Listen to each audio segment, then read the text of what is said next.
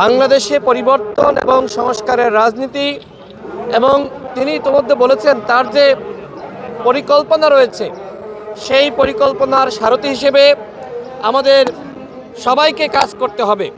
দেশনেত্রী বেগম খালেদা জিয়া তিনি আমাদের ছেড়ে বিদায় নিয়েছেন। আজকে শ্রদ্ধা নিবেদন করার জন্য আমরা এসেছি এবং আল্লাহর কাছে দোয়া করেছি মহান আল্লাহ রাব্বুল আলামিন যেন তার সমস্ত ভুলভ্রান্তি ক্ষমা করে দেন এবং জান্নাতবাসী করেন।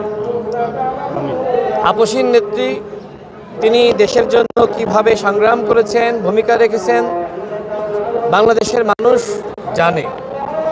তার জানা যায় যেভাবে মানুষ স্বতঃস্ফূর্তভাবে অংশ নিয়েছে, শুধুমাত্র বাংলাদেশের ইতিহাসেই নয়, আমি মনে করি পৃথিবীর ইতিহাসে জানাজা আমরা আগে কখনো দেখি নাই। সমগ্র প্রায় ঢাকা শহরে মানুষ জানাজায় অংশ নেওয়ার জন্য তারা কিন্তু রাস্তায় নেমেছিল।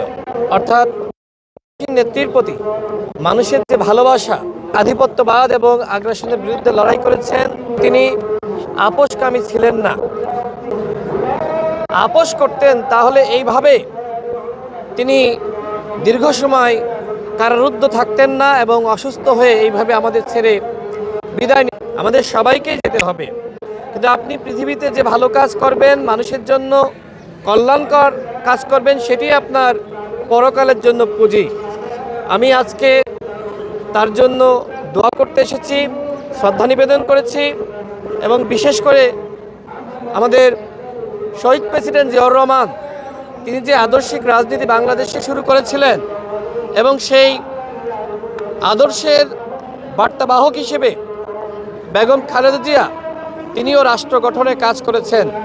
এখন জনাব তারেক রহমান বাংলাদেশে পরিবর্তন এবং সংস্কারের রাজনীতি এবং তিনি ইতিমধ্যে বলেছেন তার যে পরিকল্পনা রয়েছে সেই পরিকল্পনার সারথি হিসেবে আমাদের সবাইকে কাজ করতে হবে।